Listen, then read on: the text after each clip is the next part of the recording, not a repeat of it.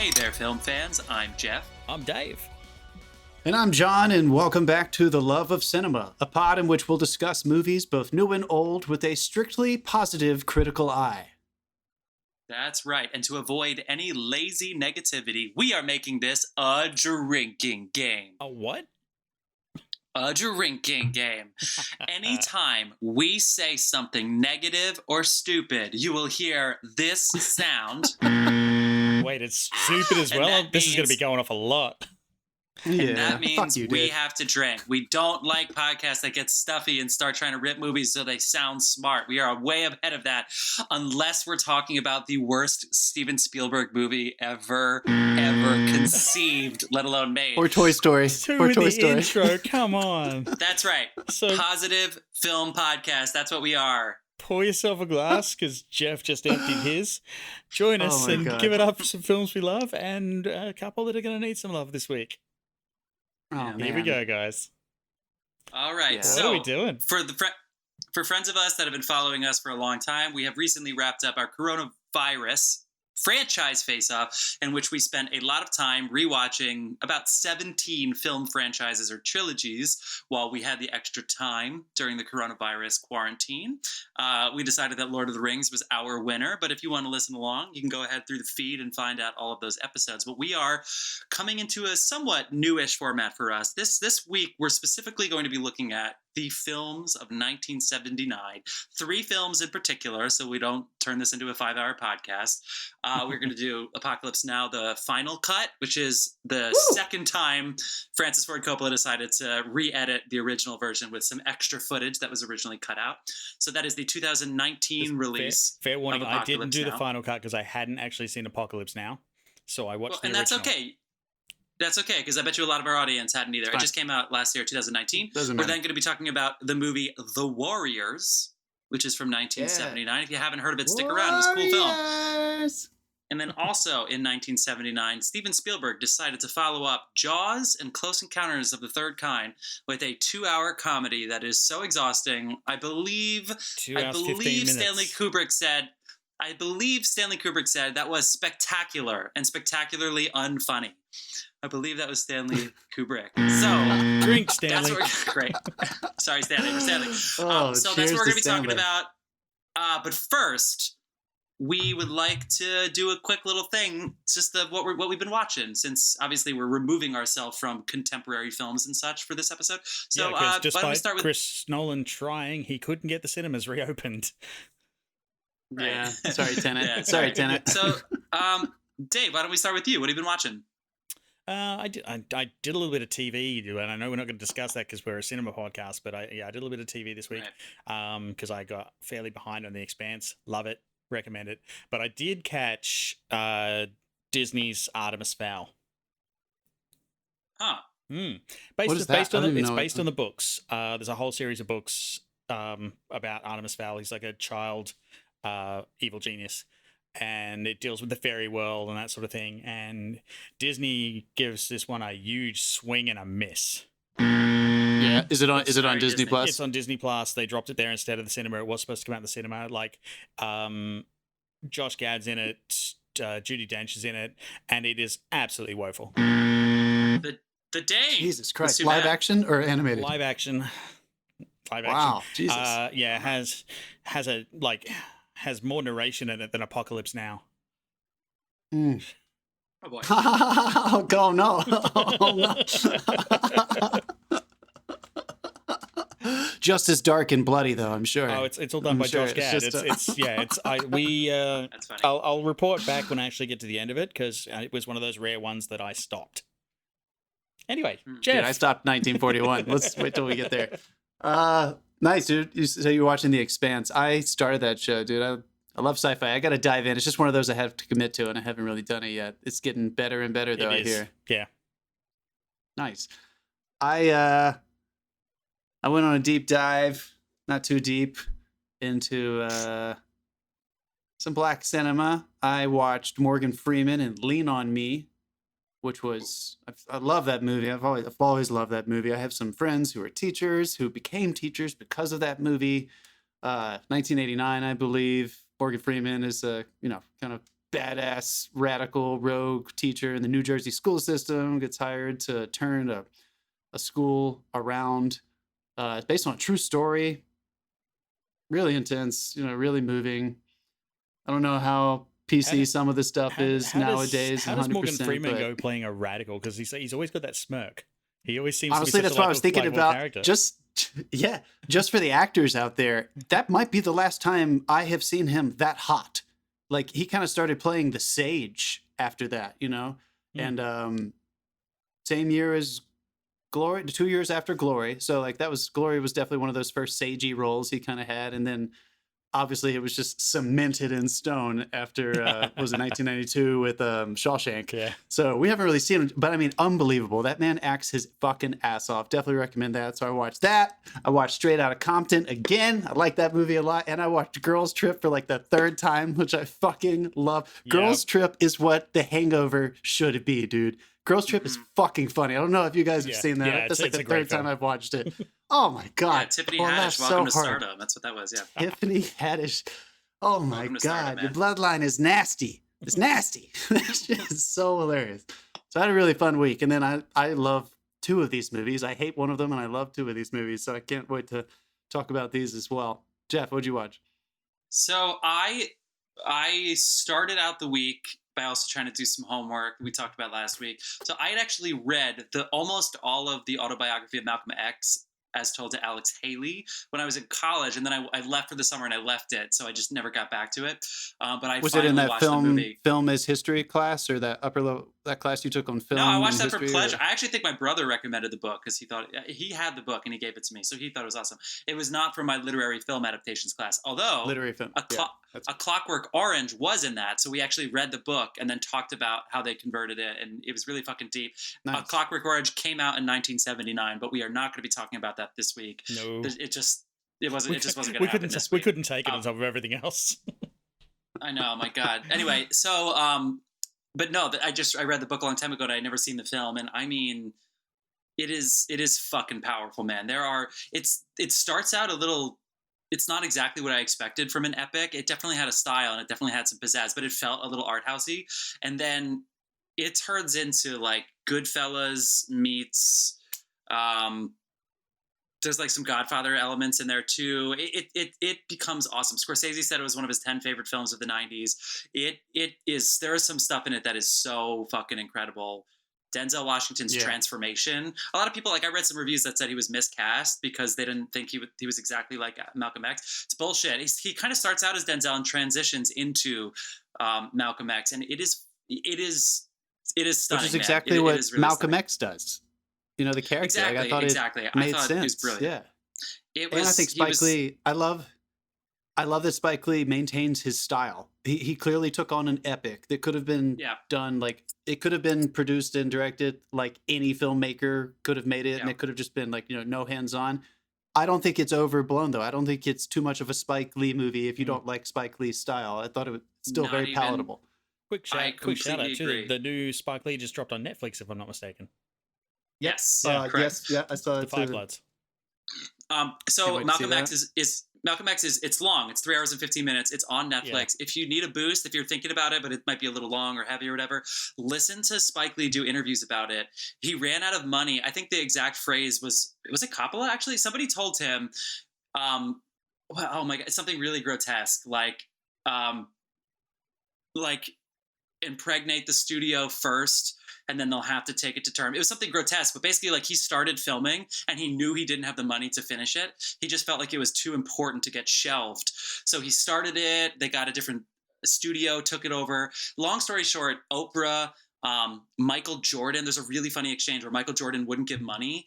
And then Spike Lee called and he said, Magic Johnson gave this much money. And Michael Jordan said, how much did Magic Johnson give?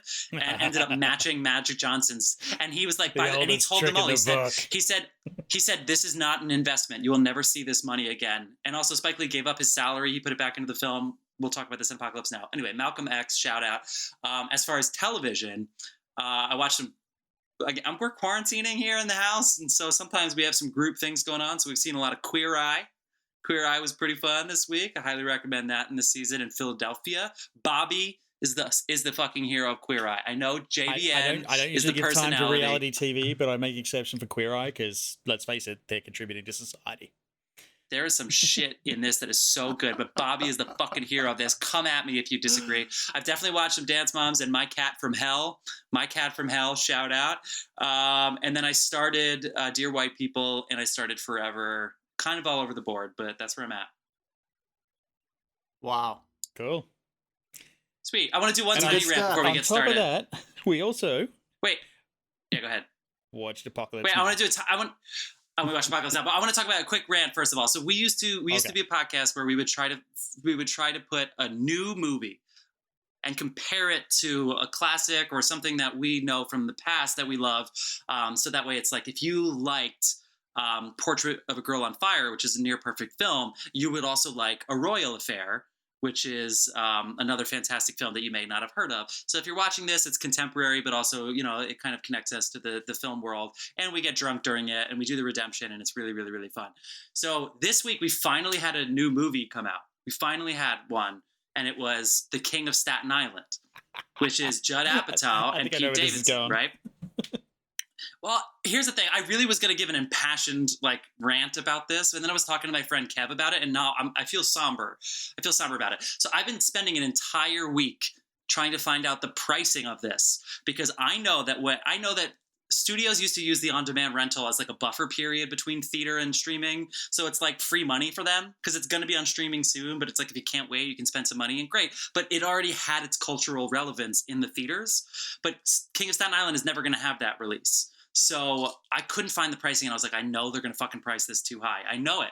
And they did. It finally came out on Friday, and it is $20. And look, Judd Apatow hasn't made a movie since he made Trainwreck, 45 minutes too long. And it's like he's finally back. No, I'm sorry. Trainwreck is really fucking funny. And then all of a sudden, this whole funeral sequence happens, and I thought I was watching Olive Kitteridge. It was like... Hey, don't talk shit about Olive Kitteridge, motherfucker. That's great. No, Olive Kitteridge is brilliant. Franny, baby. Franny is our hero of our pod. Hey! Shout out. Anyway. Gotta love her. Anyway, so look, I'm not shitting on it being $20 because I understand the studio expected to make some money off of this. This is my rant was going to be into this, and it's like you can't even meet as a group. So the only this is priced more than a movie ticket. Movie tickets are what, $15 now for this kind of movie. So in a way, you need to have more than one person watching this to justify spending more than to go to a theater where you have a 1,000-foot screen and speakers all around you and up your butthole. And instead, you're watching it on your couch. And this is also the kind of movie where, let's be real, if we're watching this on our couch, we know we're going to get up to pee and we might not make it through. That's just what happens when you watch home. If you don't think that's what happens, talk to any kid that's been on Zoom for the past 3 months. It's it's just harder to do things at home, and you just don't want to spend $20 for it when you can literally spend $20 on anything. All three of these movies that we're going to talk about today is $12 to rent all three of them, and $20 to rent one King of Staten Island is a little bit risky. It's just a little bit high when nobody's meeting up unless you're watching this with your family. Disney movies are different. Trolls. Onward. You can watch it as a family. It's totally worth $20 so that your whole family can watch this new movie. So anyway, my speech is I feel really bad because I want to fucking rip Judd Apatow. I want to rip Apatow Productions, and I want to shit on them and say, why would you do this? This is so stupid. I have a whole Reddit thread of people shitting on how much money this is. But the truth is I feel really, really bad because it's ruining the cultural relevance of movies when you do basically a slow release like this, the limited release. When movies would come out that weekend and people are talking about, have you seen it yet? It's so fun. That is now only reserved for Marvel movies. It's basically movies are turning into theme parks. It's like you spend money for these movies and not for these movies. And it's ruining the mid-budget movie. So the $20 to $30 million comedies are already gone, right? The Blumhouse films are $5 million to make, so they're going to keep fucking churning those out. Whether they make or lose money doesn't fucking matter. And Marvel movies are going to be $200 million because they're going to be able to make that back even if they go to streaming. And movies like King of Staten Island, it's like it just doesn't have a moment. And I'm bummed. I'm bummed about it. It's too bad. But I would never spend $20 to rent this movie, and that's too bad. It's just too bad. That's my rant. Yeah, no, I think it's right. I know they're one of the first films who's trying to navigate this. And if I'm being totally honest, because Jeff, you and I talked about this quite a bit, just if we have come to a time where there should be some kind of relativity in pricing based on how much the budget of a film was, I might spend $20 to see Tenet. I might do it. I might. Yeah, me too. If I had a good situation in my home theater, I might go for it because I might I might not want to wait. I'm pretty excited to see that movie. I was really looking forward to see it in theaters. I'm not spending $20 to see King of Staten Island. No fucking way. By myself, especially. Like, and even if I was a huge fan of Judd Apatow and I'm sorry, what's his name? The comedian. Pete Davidson. Yes. Pete Davidson. I don't know. I know what you mean. Like it would almost seem not worth it to do it by myself at home. So I know I give them props because I know they're trying to navigate this thing. I know it's strange right now, but that seems pretty insane to ask people to do that, especially because $20 is a movie ticket in New York City, not anywhere else. And only in IMAX. In regular like SD, like it is $15. Guys, go on Sunday mornings. You get like or Dolby. Or you get Tuesdays Dolby for the price of normal. Wow, I'm great. AMC A-list, Dave. This. So you would leave. Oh, I'm an A-list too, but even that whole fucking model is crazy. Because again, why would you spend that much money? Even Portrait of a Lady on Fire, which is a brilliant film, it's like that movie shouldn't be priced the same as that wasn't Tenet. showing at AMC. So it's also weird that I know I just made a joke about it, but it's also weird that like this is coming at a time when it's weird. This year happened when movie packaging was starting to become really popular. AMC A-list. Out of what was the original thing called that failed? Movie Pass. Sorry, Movie Pass. Movie Pass. It's so weird that this year happened right now because I think the way we go to movie theaters was about to change for a lot of people. Yeah. I mean, these things were starting to make a lot more sense, and then they try to charge $20 for a digital rental. Anyway, we're ranting. All right, yeah, we're 15 minutes in. John hasn't even done the shout outs. So. I haven't. Let me do the shout outs. As always, Carlos Barrozo, he is our beer master, our beer brewer, our beer dude. Give him a follow on Instagram at cbarrozo bar 2019. That's CBARROZOBAR 2019. And as always, the music you hear on this episode and every episode is provided by the artist Dasein. That's Dasein, Dasein. Find him at soundcloud.com/Dasein-artist. All right, you guys. I'm pretty fucking excited to talk about this first movie, Apocalypse Now. Yeah, Dave, what did you say a little while ago? We were going to pick Clockwork Orange, but we didn't want to go too heavy, so we decided to go with Apocalypse fucking Now. Oh my God. I didn't know. Right, I hadn't seen it. So first of all, not to pimp you out too hard, but fuck you, Dave. How have you never seen Apocalypse Now until this week? Dude, it's just what one is wrong with you? It's funny. I've got a friend at the moment who lives elsewhere in the world and is going through all the films that he hasn't watched, and he's posting, like he's calling himself out and posting it on Facebook, and it's like, I haven't seen this, I haven't seen that, and the list is horrific, and I'm like, how the fuck have you not seen this and this? Then I realized I've done the fucking same thing. Yeah, dude. Like, do you hate Francis Ford Coppola? Had you not seen The Godfathers either? Am I misremembering that? I hadn't seen The Godfathers, no. Did he direct those? Fuck you. I love how Why Dave was hate laughing. Francis Ford Coppola? Dave in the Fall lapped all the Marvel movies, all 22 of them, and he's like, Apocalypse Now once? Nah. Yeah, nah. Not gonna do it. Not gonna do it. All right, so oh my Dave, God, Dave, this movie. Yeah, sorry. Well, let's give some let's context. I said at the beginning, because I know I'm ranting, so I'll let you guys talk about it first. But just to give it some more context. So, go for it, dude. Go for it. So 1979. In 2001, Francis Ford Coppola was asked if he wanted to recut the movie for a new release, right? Maybe with new sound quality. I actually forget exactly. And he did, I have the wrong notes up. So he did the Apocalypse Now Redux, which is, so the original movie is about 2.5 hours long. The Redux is 3 hours and 15 minutes. They added 45 minutes back in. Now, let's talk about this for a second. Francis Ford Coppola, this is a great behind the scenes of Apocalypse Now. He put $7 million of his own money into Apocalypse Now. $7 million in the 70s is $20 million now. He had to mortgage his home and his fucking vineyard to make this movie. He wanted to film in 6 weeks. It took him 16 months because he had filming issues. He had a fucking typhoon destroy the set in the middle of filming. They decided he had Marlon Brando on his film. Marlon Brando in his film, because the plot of the movie is that they were, which we'll talk about in a second, but Martin Sheen's tasked with the job of killing Marlon Brando's character, who is a U.S. Captain. I forget his rank. General. He's a colonel. Corporal. Colonel. Fuck, I don't know. So basically he was supposed to kill an American, and because of that, the U.S. Army wouldn't give them any of their supplies. So the Coppola went to the Philippines so that he could rent military equipment and film on location because it looked enough like Vietnam. And there was a civil war going on in the Philippines while this was happening. So the military kept asking for their helicopters back so they could go fight fucking renegades. So anyway, long story short is, by the time this movie came out, Coppola had to make sacrifices because he needed it. He needed to make the money back. He couldn't risk it bombing, so he needed to make the money back. In 2001, he decided to put 45 minutes back in, and then he realized he rushed it because he just was putting all the shit back in, and the pacing was all fucked up. So he cut 15 minutes back out. So now it's just over 3 hours is this final cut, which is his 40th anniversary director's cut.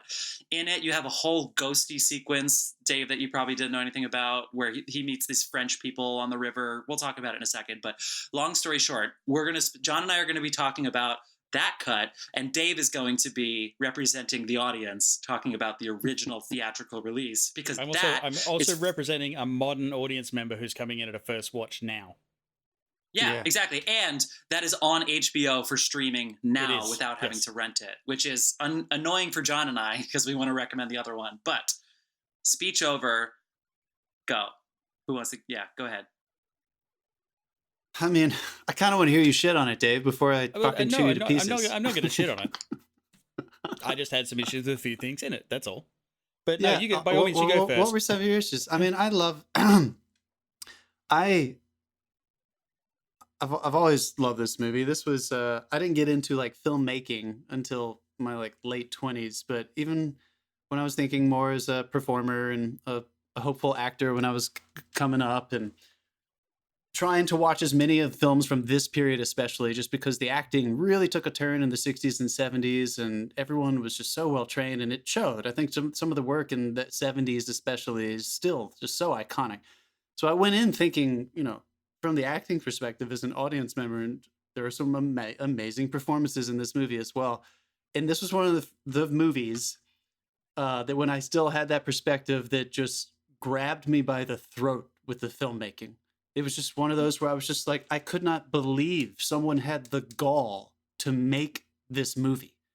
And then the more you learn about it, obviously it's elicited this, there's a wonderful documentary called Hearts of Darkness that is the name of the Joseph Conrad novel that this story is based on, that is also a very famous documentary because this is one of the legendary, almost failed movie-making movies. So the story of the making of it is just as famous. But even if you're just talking about what you see on screen when you're watching it as an audience member, I don't know, you guys. Dave, I mean, it sounds like you're not going to agree with me. I think this might be one of the greatest movies ever made because I agree. You're right. I'm not going to agree with you. Yeah, okay. So I also think this also could be something to be said. I think it's Coppola's best movie. A lot of people have said that. I love The Godfathers. I mean, because we're talking about Francis Ford Coppola. So like anything he did around that period is iconic and everyone is going to study it forever. But my God, you watch this movie and you just cannot believe that anyone was able to achieve it. And then afterwards you do your research and you learn about all the shit that he had to go through to make it. And this movie shouldn't have been made. That's what you learn, is that every movie is made by sheer willpower. It's probably less than, a small group of people that force these things into production. There aren't magic people in Hollywood that make movies. It is individuals that go up against the odds every single time. Even with a machine like Kevin Feige in the Marvel studio, there are people who are making these things happen. And when you learn about the making of this movie, it just takes it up a notch.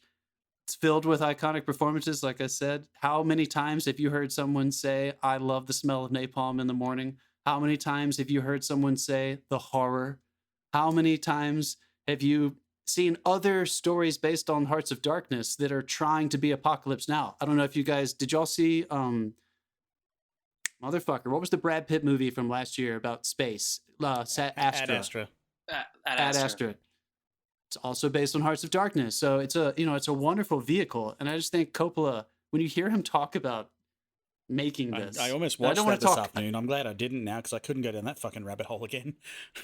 Oh, motherfucker. I don't want to only talk about the making of this movie. It's just kind of hard not to talk about it because when you're watching it, you can't help but think about the making of this movie. Kind of like The Revenant. You're like, what the fuck did these people think they were doing, thinking they could make this? I got to see this director's cut last year at the Alamo Draft House in Brooklyn. Oh, that's a good way to see it.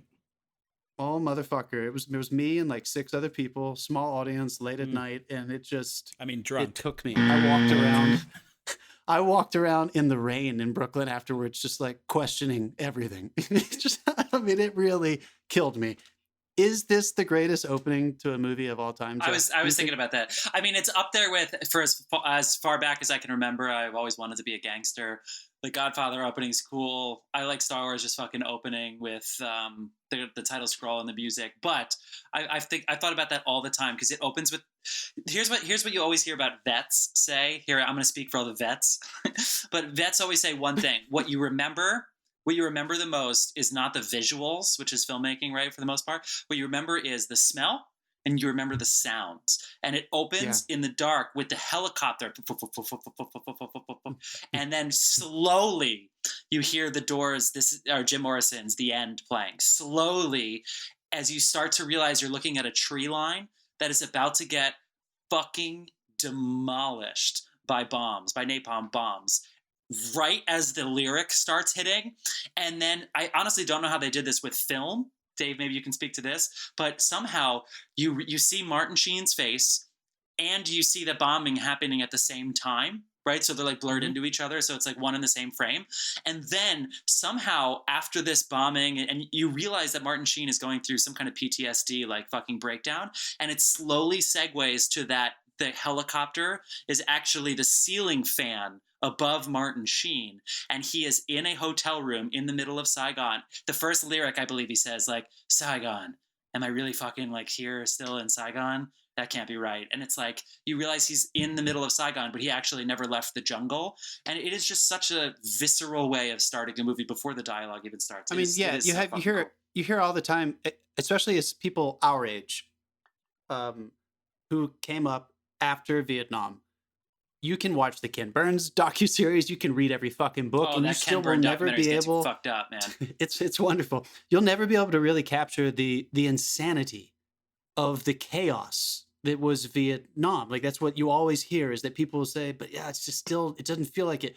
This is the closest I have ever been to feeling that kind of insanity, and he nails it from the first beat. As soon as those bombs drop, and you hear this is the end, and it just starts panning over. Oh my God! You feel like you are going absolutely fucking insane. And then you're right. The segue into Martin Sheen watching the blades of the fan go over him. It just blasts off. I'll use that gently because this is a slow burn, but he fills it with the kind of insanity that seems to have been how everyone felt about that war. So let's also talk about when this came out, 1979. It had not even been a fucking decade since we were totally out of there, right? So this is like pretty fresh. I think it may have been too fresh for a lot of people. Yeah. They started shooting in 76 and it came out in 79, yeah. Technically, I want to give it up. In the defense, there was a heart attack in the middle of that. So there was everything you could possibly imagine. Yeah. I do want to give it up technically for several things. You're right, Jeff. The editing, it took them 3 years to edit this footage. They had over 200 hours of footage. It took them 3 years to edit. This is some of the best dissolve work you're going to see in the entire cinema canon. All those dissolves in and out. The dissolves over the final sequence when he comes out of the water and he is about to go kill Kurtz. And you just know what's going to happen. The cutting back and forth from the execution of the bull. From anything I say from that point forward, though, the dissolves definitely get credit because, if I'm not mistaken, this was pre-digital, which means that they had to edit that scene and then project it with 2 projectors and then film that projection and then correct that projection. To turn the projectors up and down. That was innovative. That was innovative. This is also the very first movie that Coppola wanted to have a more visceral sound design. Mm-hmm. So they developed 5.1 sound so that he could have that opening fucking helicopter. Did you read the story about him wanting to build a purpose-built theater in the middle of America and only screen it there? Yeah, and literally the central spot. This guy's nuts. He wanted to find the exact center of the country. Yeah, and he wanted to screen it there for 10 years. Just run it continuously for 10 years. Yeah. Everyone could come and watch it there. And then if they wanted it somewhere else, they could give him a call and ask nicely. That is so fucking good. He's just such he is his own Colonel character. I know you're totally, dude. You're totally. I think about that all the time. How meta it is that he was also Martin Sheen trying to find himself and destroy himself in the making of this thing. Just as a filmmaking, and this is the last point I'll make until I yell at you about whatever the fuck you're going to say, Dave.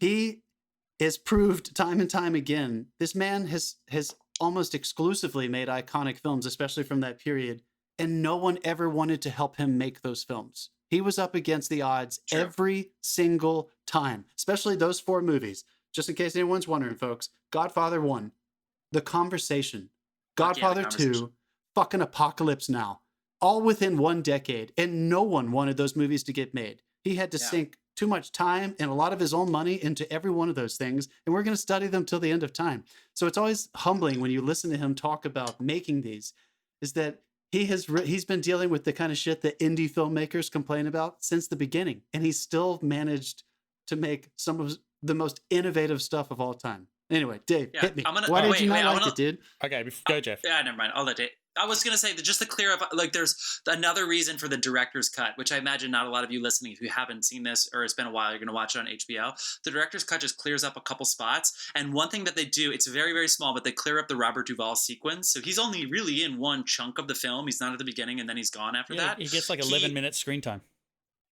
Yeah, it's not a lot considering how iconic it is. So in this movie, he actually lands the helicopter first, and you see there's like a red nose on the helicopter to signal that he's the commanding officer. So when instead of saying like, "Oh, he's over there, you can't miss him," and his intro in the original theatrical cut, you turn and you see him. And this one, he lands the helicopter, and then he has this whole sequence, and he's like, it's fucking hilarious. But so his job is to get Martin Sheen's boat upriver enough because they need to go up the river through Vietnam to Cambodia. That's the assignment. But they need to airlift the boat to the part of the river that they can start riding the boat up the river, and they don't want to go. The only reason Robert Duvall's character is going to take them is because there are great surfing waves there. And so the entire area where they're going to drop the boat is North Vietnamese troops, right? So they actually have to go and bomb and clear everything out just so that they can drop the boat. And the only reason he wants to do that is because of surfing, which is in the original movie. At the end of this sequence, where they're literally bombing people, and Robert Duvall, there's like gunshots going off everywhere, and all he is doing is staring at the water to see how good the waves are. At the end of the sequence in the director's cut, because of the napalm explosion, where they are literally fucking and this is real, by the way, they actually destroyed part of the Philippine forest for this one shot. They fucking obliterated a forest, and they apparently like had lined the trees with gasoline so that because they weren't dropping real napalm. Dave, you can talk about that. But anyway, what they do at the end of this is there's a famous surfer on Martin Sheen's crew, and they just want to see him surf so bad. They give him trunks and they bring surfboards to this battle. They're destroying and killing people, and they're asking people to surf. That's my favorite line in the movie is Robert Duvall. Well, you're not going to surf these? You think it's too dangerous to surf these fucking waves? I'll surf these fucking waves. Meanwhile, all around you is like gunfires and bombs going over. He's like, I'll surf these fucking waves, and he rips his shirt off to go surf. At the end of the sequence, Dave, the napalm it washes the wind so that the wind flattens out all of the waves. No. So Martin Sheen steals the surfboard from the helicopter in the middle of the battle. He basically goes like, over there! And they're like, what? And everybody freaks out because they're in war, and Martin Sheen steals the fucking surfboard, and they try to chase him down. All these guys run after the boat to steal the surfboard, and it's funny because it's just ridiculous. It's ridiculous. It is so chaos. Absurd. It is so absurd. And then the descent into madness for Martin Sheen as he goes up the river. The reason it changes so much. The reason it changes so much at that point is because that's actually a completely different screenplay. A lot of that sequence was from a screenplay called The Psychedelic Soldier, which was written by John Milius, who ironically also has a story credit for 1941, which we're covering later in this podcast. Yeah. So apparently George Lucas developed this movie. He did for years. Yeah. And he was going to shoot it like a documentary style. And then they gave him some stupid movie called Star Wars. Yeah. He chose to do that. And instead. apparently they had a little rift in their friendship. Oh yeah. After he gave Coppola his blessing to make it. Yep. And then Coppola made like one of the greatest movies of all time, and George Lucas was like, damn it. I'm really glad George Lucas didn't direct this movie. Coppola made one of the questionably one of the greatest movies of all time, and he's Fuck saying you, Dave. We're Star Wars. talking Shout out, hold on real fast. Shout out to Robert Duvall. I was watching an interview with Martin Sheen, yes, and Robert he was Duvall. talking about, and he was, just in general, right? That guy's fucking great. Marlon Brando once said that he thinks Robert Duvall might be one of the greatest actors of all time. That I don't like disagree you said, with. he only has like 11 minutes of screen time. So I was watching this interview with Coppola and Martin Sheen years later. This was like recently, and Martin was talking about how nervous everyone was, and they did that beach sequence was one of the first things that they shot, and he was talking about how no one knew what the fuck was happening. Coppola would yell action, and fucking bombs were going off, and helicopters were flying in, and everybody was so scared and so timid, except for Duvall. Duvall was immediately take one, just screaming at everybody and doing the thing you see. And he said it was such a lesson that when you are the veteran, you don't even have to be the veteran, it's just professionalism. Everyone immediately got in line behind him and felt like they could start taking risks, even though there was these crazy set pieces happening all around them that none of them had ever experienced anything like it before. He was just the leader. So they had don't to fucking overdub give me all that finger. of Fuck you, Dave. Go. Don't. We're not going to talk. We're not going to talk as long about the other movies for sure. They had to overdub all the lines because it was all filmed outdoors. It was all loud. It was all noisy. So almost every single. All right, Dave. I'm giving you the circle finger because we just hit 37 minutes. Dave, dude. try to tell our audience why Apocalypse Now is not one of the greatest movies of all time. All right, Go hold ahead on. and try. I want to hear it. I want to hear it. I'm going to need this. All right. Yeah. I don't think that at all. I don't think it's not I don't think it's a bad movie. I don't know if it got its reputation because people were taught it was one of the greatest movies of all time. I feel like I find the intro, until I read the backstory on how Martin Sheen did it, I found the intro incredibly self-indulgent and took way too long. Buzz yourself. You don't need the buzzer in this round. I wish I had the fucking buzzer in this round. Don't worry, I'll take care of it. I know where I'm going wrong here. But then I read the backstory, how Martin Sheen told him to keep the camera rolling and just go with it. And the mirror smash and everything was all literally, like that whole thing was improvised. None of that was scripted. And I was like, okay, cool. And I feel like this is old storytelling. Like this is one of those things, again, like they don't make them like they used to. Of course. It takes time. The pacing is slow. And I feel like me coming in cold to that, I'm used to modern filmmaking now, and going back to that, which I haven't been to, I felt like I was sitting there going, okay, where's the next thing? Where's the next thing? Where's the same thing? And it took me like 15 minutes to settle down into the story. And the thing that got me to settle down into the story was like the scene where he's given the assignment leading into Robert Duvall's phenomenal performance. Like that guy deserves the Oscar just for not fucking flinching. Like there's fucking explosions happening 6 foot behind him. He's just doing his thing. He's like, he's like, look at the surf, look at the surf. Boom, boom, boom. Yeah, look at the surf. No, seriously. Yeah, the dude's fucking made of steel. So he didn't know half that was coming. Like, I know it's got a light around him, right? Isn't that how they describe it? Also, how fucking cool was it to see like a 14-year-old Lawrence Fishburne shaking it on the boat? Yeah. Like that guy was Lawrence 14 Fishburne when he got that role. He age. lied about his age. Yes. Yeah. No. I will warn anyone who's going to watch this. This movie does not sugarcoat things at all. Like when it's comical and then it's not, and then it's comical and then it's not, and it's like it is a fairly accurate representation of the circus that Vietnam turned into, because they've got USO shows going off here, and then they've got the jungle going off here with this fucking bullets or arrows or something coming out, and like you never know where death is around the corner. Like I've actually I've been to Vietnam. I've stood in Saigon. I went through the palace. I've stood next to the tanks that ran the gates down and stuff like that. It's like it was a thing. I've stood where the Battle of Long Tan happened, just outside Saigon. I crawled into the tunnels, and I tell you what, I'm glad I did. I was scared as shit down there. I'll tell you that, because there is no lights. Dave, is that one scene in the theatrical cut where they're a little bit further up the river? It's in the second half of the film, and they come to a place where the bridge is being exploded and nobody is in charge. It's and he the keeps outpost, going the to last everyone. Who's in outpost. charge? Who's in charge? And no one's in charge. Yeah. Unbelievable. Keep going. Yeah. Sorry. So like I really appreciate it, and like I've heard stories of like some of the Australian soldiers who were in Vietnam, and I feel like yes, this is an absolutely accurate depiction of a Vietnam's veterans like experience if they were sent on another mission after already having fucking PTSD. Exactly. That's what this was. Yeah. And it really is like, I can't really fault the way it was portrayed.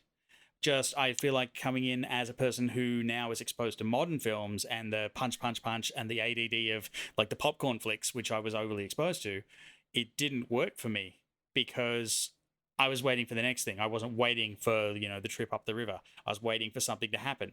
But this, he's a filmmaker who really, really takes his time, and that's evident by the runtime of a lot of his movies. I'm curious, do you think this story could be pulled off with modern filmmaking editing techniques? Because I don't think it could. No, it would absolutely lose too much. It would be too entertaining. It can't be that entertaining and do what it's supposed to do. Yeah, I will Part say, of the though, insanity I'm not is sure. that I don't see what everyone sees in Marlon Brando.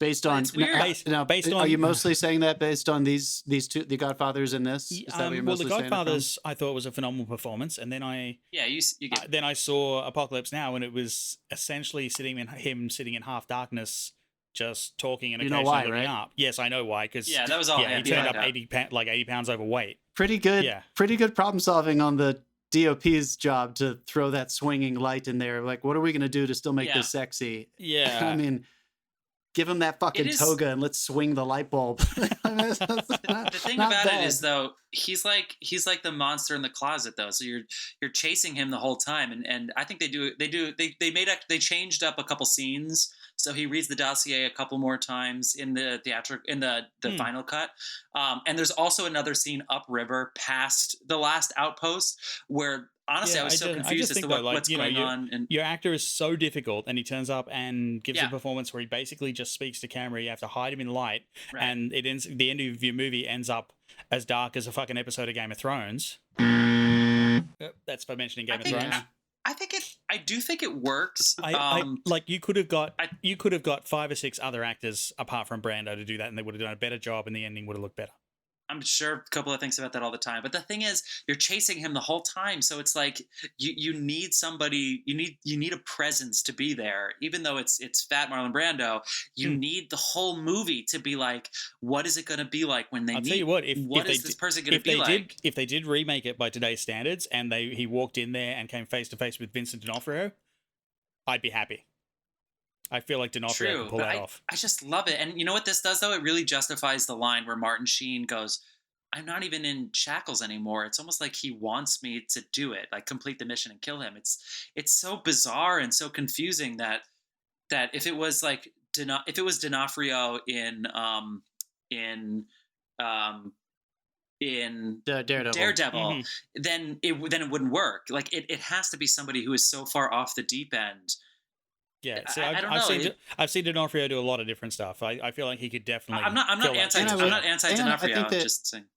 I think the happy let's say a very, very unhappy accident of having to adjust the way they filmed Marlon Brando's scenes, I think it ended up playing in the favor. The man concealed by shadows. You never feel like you know him. So obviously those scenes when he's talking in the famous monologue swinging light scene.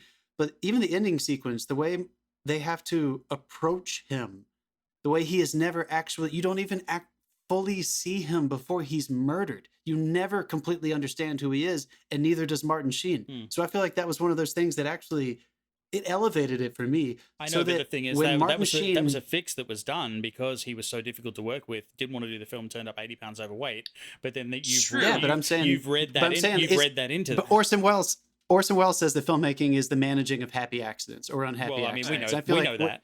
I don't know. I think that is. I think it's so cunning. We've had many a happy accident. When Martin Sheen, yes, we have. When Martin Sheen walks out after he executes him into the light, and the entire fucking village looks at him, it's the first time anyone who has that status is completely exposed. I don't know if they planned to do that ahead of time or if it was just one of those adjustment things, but it completely elevates it for me that you never understand who the fuck Kurtz is. And then what's the last thing you hear in the whole movie?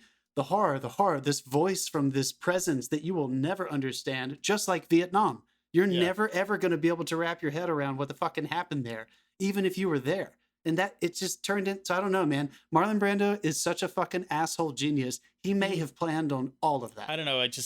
Creating such an impediment. I feel like you're ascribing intent there, like where there wasn't. I feel like he just turned up, did what he felt he could do, and walked away. I don't think there was that much thought went into it at all. We'll never know. We'll never know. Mean, but to be fair to Coppola, he filmed a lot of footage that they didn't use. Yeah. So if they wanted Kurtz to be a bigger role, he went for 18 minutes. And the end of this 18-minute rant, he said, Francis, if you want any more, you need to get a different actor, because he talked for 18 minutes and they only actually used 2 minutes of it in the movie. So like if they wanted Kurtz to be a bigger role, if they wanted more, it was there.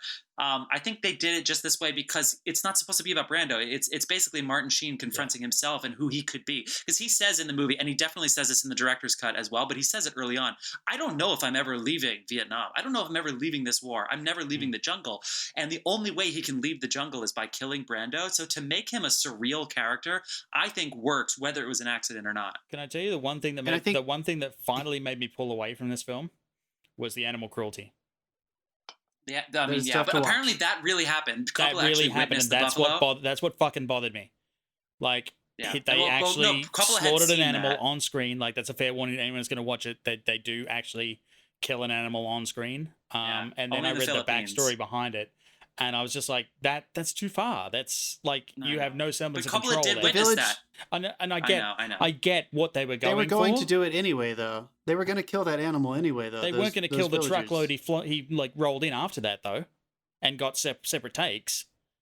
Also, the dog. They're tricky with the dog handling and the puppy scene. But I'm with you. I mean, honestly, the fact that they destroyed the forest, that'll never happen again because of CGI. But that's really fucked up. We fucking blew off a beach in the Philippines for this movie.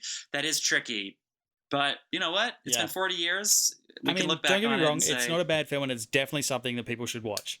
It's not. And that's not what you thought. It's not a bad film. It's not a bad film. Come on, dude. I love that. And as far as the recommendation, John, do you think so? It's for free on HBO right now. Do you think? Because for me, the French scene, even though it was cool with them being ghosts, I think once he hits the last outpost, the last American outpost, I don't think we need that extra French scene. In which case, there's no reason to watch the director's cut, even though it does rearrange some other scenes. Would you recommend the director's cut? Also, not in theaters, because you saw it in theaters. People watching it at home, do they need the extra half hour? I think anyone going in cold, the last thing they need is more of this movie. Dave, get the fuck out of here. Dave. I think there's 2 components there. If you are a hardcore cinephile, then I think you should watch the director's cut just to see what he added in. Yeah, you will learn also, stuff. technically, if you have a wonderful setup that would actually be able to take advantage of the sound design that is noticeably better in the director's cut, then that might be another reason to go for it. If you've never seen the movie, I don't think it matters. I think you can watch either one. Cool. Awesome. Well, we are not going to talk this long about the next 2 movies, but coming up, we have The Warriors and 1941, Steven Spielberg's fill in the blank, man. Yeah, whatever. You can't see it, but you can't see it right now, but we're all shaking our heads. Man. Oh, my God. Anyway, listen to some Dasein. We're going to pee. Get yourself another beer, and we'll be right back. The horror.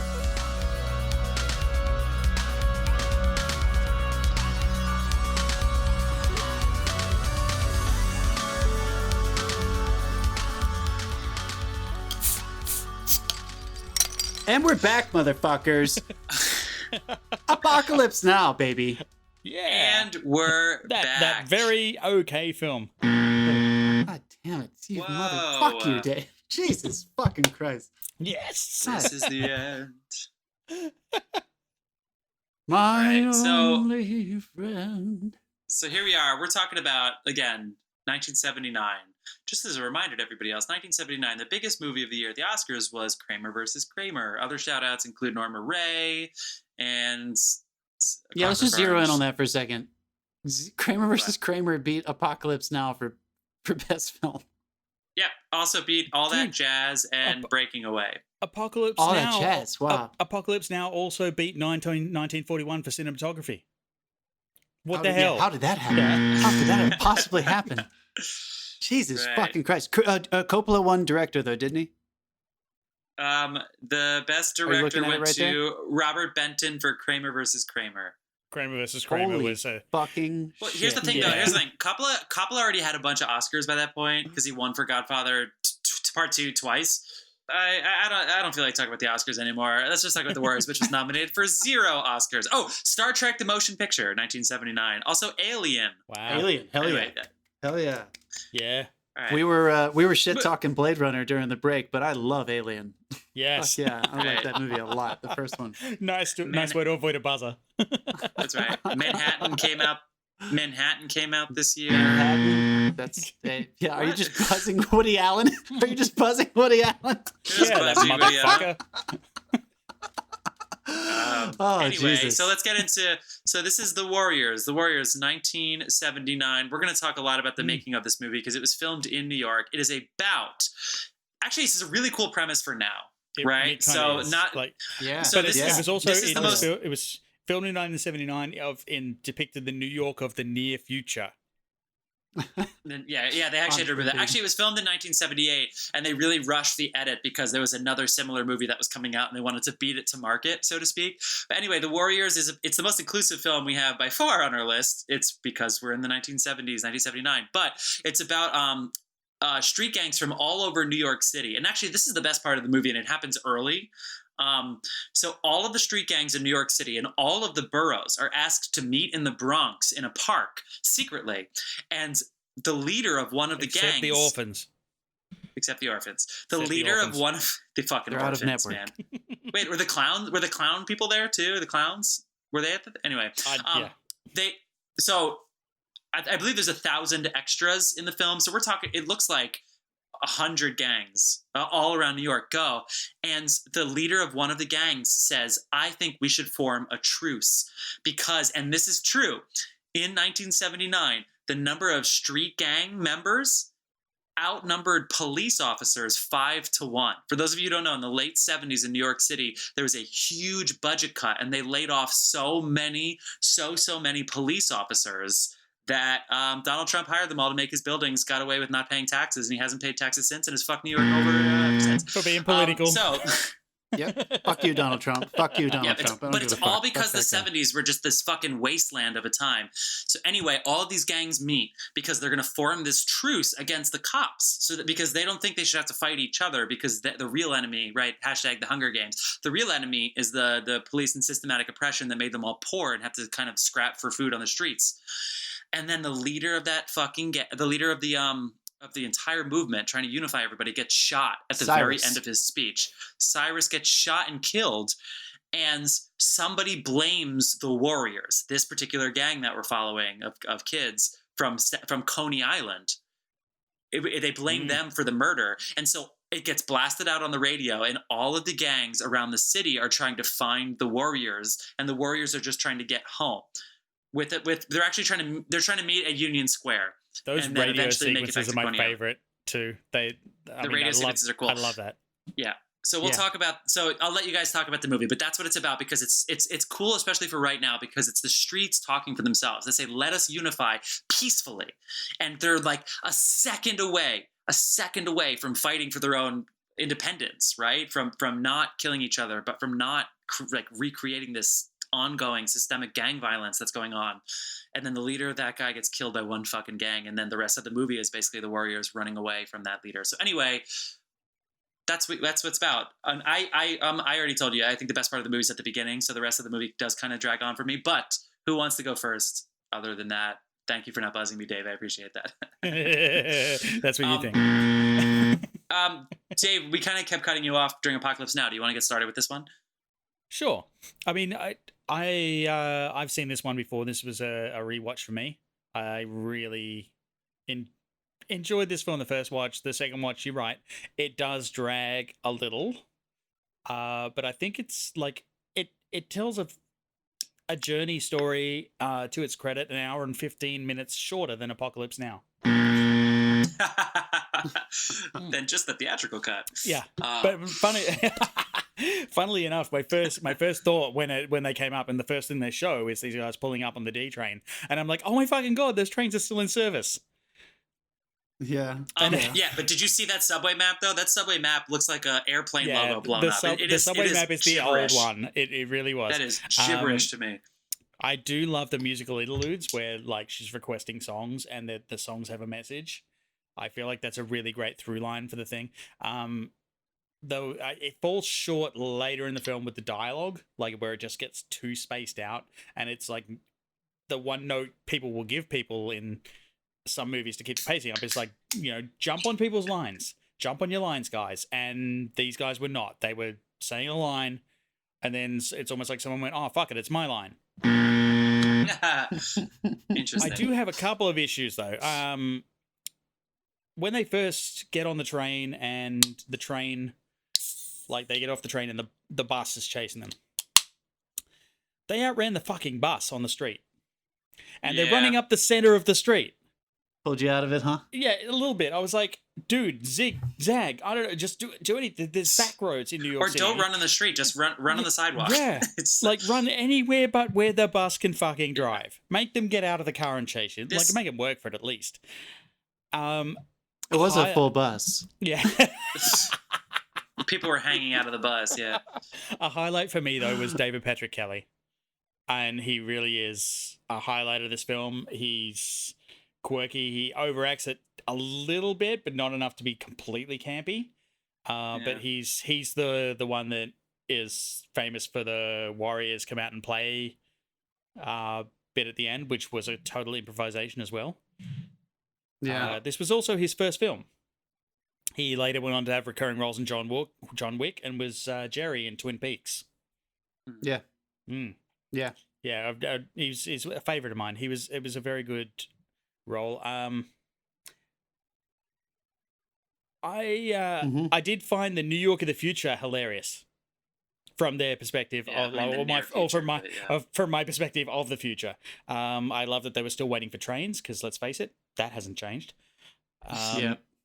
Couple of goofs. I did find a goof actually when they're running at the 96th Street station. They run upstairs and you can see a poster on the wall. It says Hoyt. Oh, wait, what does it say? The poster is for the movie Foul Play, which was released in 1978. All right, Dave. Sometimes they have old posters. Yeah, this was for me. Like a true indie film. If you were really looking at it in 96th Street when they go into the subway, it says Hoyt Ave on the side. They clearly didn't film that scene in the 96th Street, but which by the way is nobody a very popular fucking knows that station. unless you're they always film in Brooklyn. Some of it they fine. did, but I know. They were filming overnight for a long time. This one 60 days in a row overnight. Yeah. If Seinfeld can film in fucking LA and get away with being in New York, then then the Warriors can make two mistakes. Okay, my only other gripe really is the gangs. Like, why was one of the gang mimes? Like, hold on, wait. All right, weird, so this, all right. Funny. Let's go for it though. All right, so I wanted to ask you guys, what do you think the ingredients are for a cult film? Like, what makes something a cult classic? Like, why is this thing? Because you're right. There's so many things like that where you're like, this is clearly not like truly realistic. I think I have the answer to this actually, because like I said, like one of the films were like one of the gangs. Was a group of mimes, and another one of the gangs looked like face fucked the New York Yankees. And it was I like the Tommy Bahama Hawaiian shirt guys. Yeah, and right. But apparently the chick gang. The secret to a cult film, the Lizzies, is to commit no matter what. Lizzies, yeah. And like one of my number one favorite films ever is Scott Pilgrim, and I love it because Edgar Wright went, you know what? Fuck you! I'm going to make the film I want to make. And I feel like that's what these guys did. They went whole in with that, and they made it ridiculous, but it also was a little bit grounded with like some of the there's character definitely stuff. a ridiculous to it. Yeah. I think in a lot of cult films, there's a lack of like over the top. There's usually a lack of like technical aesthetic. Like they're usually not made super well. But I don't know. They asked for forgiveness. There were focus shifts in this that were fucked up for sure. There were some that were like, no, for sure though. Look, this movie. Anyway. But yes, you're right. It's an art house film that asks for forgiveness from the audience a lot. Yeah, it does from the contemporary audience. I know it's hard to make a movie. Honestly, also, they were filming this at night in New York City. It is still a fun journey. It's fun. And like the gang introductions just get more and more ridiculous as you go along. Yeah, and I think that's fun. Would that focus shift have made you like the movie more, though? No, but it reminded me that movies are better now. Well, even that's not a 1979 thing. I mean, that was an indie thing. Like they made this like on a super low budget, and they probably didn't have. So as far as should I recommend this to our listeners, I don't know, but it is fun and it is cool to know that because they filmed at night, and because it was in the 70s when it was just the fucking nightmare of a time in New York City, real gangs were an issue while they were filming this. Gangs were like, because some of them, some of the gangs were included, but. And when they were screening it, it's really interesting the way they made this and all the behind the scenes. My favorite. So the last thing I'll say about this, because I think you know my feelings about it. It's totally fine. Wouldn't recommend it, but if you end up watching it, it's fun. So Saul Ulrich, who wrote the original book, he actually wrote it as a rebuttal to West Side Story because he thought West Side Story glorified gang violence, and he was a New York City department worker, a welfare department worker, and so he wanted to kind of put his experience into what actual like impoverished gang life was like. So it is a response to West Side Story is this fucking movie, which is really fun. Also, they actually made deals with gangs. In fact, they hired a gang who was desperate, and they paid them $500 a week, I believe cash, so that they would protect all of their trailers and equipment while they were running around the park and filming and shit. Like there's just a lot of funny behind the scenes stuff. It's if you live in New York or if you've been to New York, it's kind of fun to watch. If you like Ghosts and you like the fucked up subway with like the graffiti on it, like there's some fucked up subway sequences with graffiti. By the way, they really know how to time a train. How many times do they get on the subway right as the door is closing? But I mean, my favorite though was when they were standing there waiting for the train, complaining they were waiting for the train. The police turned up, they ran upstairs, and the train arrived. Yeah. I mean, aside from the police, this has happened to me too. Oh my god! And the one of the police best are not chasing me around New York ever. City. Just saying. Yeah. This is one of the best lines. I'll shove that bat up your ass and turn you into a popsicle. Didn't that make a list?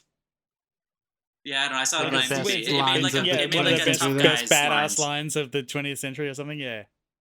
Yeah. Anyway, that's I couldn't my thoughts, stop thinking John. about when I was. I couldn't stop thinking about when I was watching it. That like, isn't it lovely how the violence has brought so many different kinds of people together in these gangs? Like it was kind of fucked up how they were turning that on its head, but it's actually fairly diverse. Like most of the gangs are not one race. Yeah, right? it's like inclusive for sure. There are as some far as, like, that the are gangs. that are mostly the one orphans race, are pretty but white. most of them are actually pretty diverse. Yeah. No, I mean, actually, I can see totally see at least one of the casting notices now. Like, wanted, stern-looking guy must be able to look serious on roller skates. Oh my god, the roller skates guy. That white guy gang. Yeah, they all have the same like blowout 70s Donny Osmond haircut. Yeah. They're like must wear bring your own overalls and your own Donny Osmond haircut. But no, I thought it was interesting. I don't know if there was any like intended commentary on that. If you want a great quote, the best quote really for me was my wife after watching Apocalypse Now, this, and 1941, and she turned to me and went, "Can we watch something good now?" Oh my god. Yeah. Why did you make her watch 1941? What is wrong with you? She's just sat there at the same time, and we'll get to that later. That's a whole other thing. John, let's. We don't need to rush this too much, but go ahead and give us some thoughts about this, and then eventually we'll just get to 1941. I mean, that was kind of my biggest thought. It was interesting watching this right now in the week of Sunday, also, June 14th, reason, by the way, we're recording this episode. Inside baseball, this is why we did not do a Clockwork Orange, which is a very white gang using their privilege to use to fucking throw violence at their society. It's not the right time for that. But this is I don't know. It's a gang of mixed race boys just going fucking. I'm with you, John. It's a tough time to watch this, but we did. Tough, but also I don't know. I just thought it was interesting because I guess it's. Again, I know what level of filmmaking this is at. I don't know how much was intended, but it felt like it was more about like the classist warfare, like the. I agree. The race stuff never came up ever, and I thought that was interesting. Even though the bus that we were making fun of is a gang of skinheads, and there are black people in the gang, and it's not the classic white supremacist skinhead kind of thing. So in most of the gangs, race was not an issue, and I think there was a gang turned it into more of a. The Lizzies, and they were also very diverse. So I thought it was interesting that they ended up going for the only one that was cut was the entire gang of homosexuals. That was cut? That was cut. Oh yes, Wow. you're right. And they were supposed to catch and torture Ajax, I think, right? Which is James Remar. Yeah, that's the only the only one was cut. But I mean, okay, that would not be cut today. I can tell you that. But definitely not. it was cut. James Remar, aka Dexter's father on Dexter. Yeah. Yeah, he was good. John, yeah, it was cool seeing a young him. But anyway, I thought it was interesting that they ended up going for 1979. If you know a little bit about New York and what was happening then, I thought it was cool that they tried to aim it more at like classist issues. So that they were all being brought together by the fact that there were so many classist issues, which, I'm not prescribing the antidote to what is happening right now today, but everyone is talking about all the stuff that we're witnessing every day on the news, and something that is starting to come to light that I think is kind of the conversation that we've all been waiting to have alongside of the very important conversations about race and inequality is the financial inequality. And a lot of the things that we're seeing that are happening nowadays are symptoms of intense financial inequality. And I thought it was cool watching this movie right now, just because every day we turn on the news and we see gatherings in the streets and we see people talking about the police as though they are the problem. So I thought it was cool that this movie kind of very, very, very simply in their storytelling gave you an enemy, the police, the people who were in charge of representing the system that obviously mistreated all these people so badly that their answer was to come together, no matter what color skin you have, no matter what you look like, and start fighting back. So I don't know. I thought it was actually fairly timely. I know I'm looking at it through this lens, but the thing also that sells it for me is right at the very end when like two gangs are facing off and he's like, "Why did you do it?" to the gang that actually shot this guy. Yes, thank you. And he pulls a total Joaquin Phoenix Joker move and goes, "I just like doing shit like that." Yeah. Like there's no reason for this. Honestly, I'm sure it was part of because where we're at right now, and I couldn't help but disassociate myself. But I also thought maybe that may have been the only comment on race in the entire movie, was that guy was part anarchist and wanted to fight and make it bloody. And I think he also kind of wanted to kill that black guy because that was the only gang I saw that was entirely white, was his gang. That's a subtle point. So I thought that was also interesting that he just wanted to fuck it up and just watch shit burn, while everybody else had some kind of purpose to their seeming madness, which I don't know, maybe I'm reading too far into the Warriors, but I thought it was pretty cool. Well, also anyway, this time, that's the Warriors.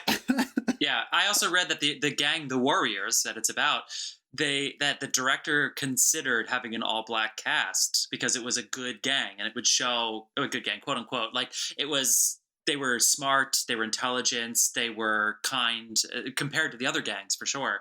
And the producer said absolutely not. Yeah. Wow. So it was it was like 50-50 white and black, but the two leads were white, and it does seem like this could have been a real chance.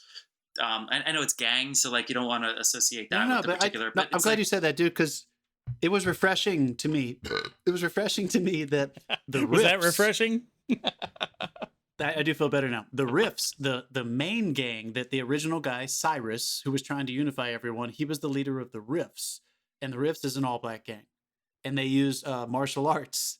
And they obviously had the vision of uniting everyone. And at the very end of the movie, they take the mantle from the Warriors of having to dispose of that fuck who was trying to destroy everything. Yeah. So the Warriors actually get to walk away from it, and the black gang fixes the problem. I thought that was pretty cool. I was glad, because I know what you meant. I read a little bit and I saw that they had miscast some of the Warriors. So I thought it was cool that the Riffs, who were clearly the most powerful representation of gang life in New York City at the time, were the ones who actually had to make the final decision. I thought that was cool. Last thing, shout out to Joe Walsh. Joe Walsh did the score. So I think this is one of the first entirely either rock and roll or entire synthesized score. He used the same. John, if you listen, it's the same chord structure the entire time. I don't know how many times you could do 7-6-5 as like your like. they literally do it for. It's the same. Do you know what I'm talking about, Dave? It's literally over and over again. But shout out to Joe Walsh, the guitarist of the Eagles, big solo artist. I told my dad right away. I was like, Joe Walsh scored this movie, so shout out. But yeah, it's cool if you want to nostalgia trip with New York. Turn it into a drinking game if you watch it. Yeah. This movie's like an hour and a half long. Sit down and watch it sometime. It's good enough to enjoy if you're gonna get a little drunk and enjoy yourself. They could totally turn this into a musical, by the way. It's also really fun. Oh like if you have moved to New York City, it'll be like, oh, it's that place, because they actually filmed in like 90% of the locations they were in. Yeah, which I thought was cool. That 96th Street subway station, that whole area was 100. Yeah, this was way before they built that replica set, the subway. So like they were actually in the fucking subway. You guys want to break, or do you want to go right to 1941? We're gonna do something. We're gonna do something new this time. So we are gonna stick with our random number generator thing that we started this episode, like Jeff was saying. Because of the King of Staten Island. Fuck. Because the King of Staten Island. So what we have decided to do, so that you audience members will feel like you are a part of our surprise, is we are in front of you right now. Dave is going to generate a random year. And then we are going to be like, oh, wow, that year. Then we are going to take a break. We're going to pick our movies. And at the end of the final segment that's coming up, we're going to let you know what we're going to be talking about next week. But we wanted to be surprised with you. So, Dave, whenever you're ready, hit that fucking generator and let's see what we're going to be talking about next week. The year we're looking at next year is... Next year. Next week, yeah. Dude, I'm sorry. I talked about Apocalypse. We'll be back this time next year. Don't forget to tune in. Okay, yeah. We're coming back next year when we can all leave the house. Yeah, okay. The year we're looking at next time is 2009. 2009. That is one of the weirdest Oscar years of. I like the Oscars. That is one of the weirdest Oscar years of all time. Weird ass year. Following up 2008, which was a great year. Yeah, that was okay. 2009. We like doing the weird stuff. All right, we'll be back. All right, so we're going to come back and we'll let you know what we're going to be talking about at the end of the next segment. Boom.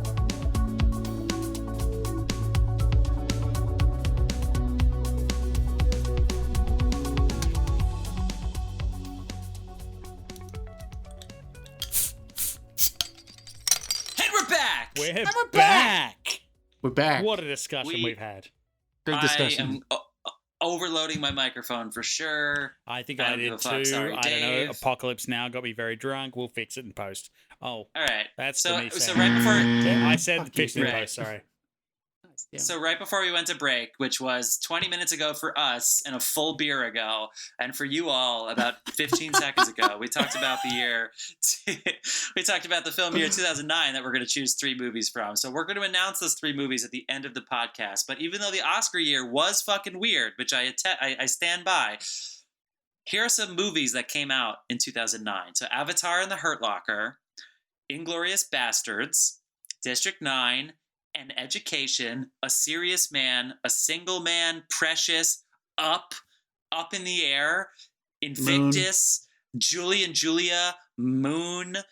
So this is actually a really cool year, and it goes to show the Oscars shouldn't speak for them. The Oscars shouldn't speak to the movie year because it was The Hurt Locker versus Avatar, but all of these fucking movies are really, really, really, really cool. Up, Crazy Heart, is The Secret in Their Eyes, fucking cool. Into the Void, Sherlock Holmes. So anyway, all right. So we'll announce the 3 that we're going to spend some time on next week at the end of this segment.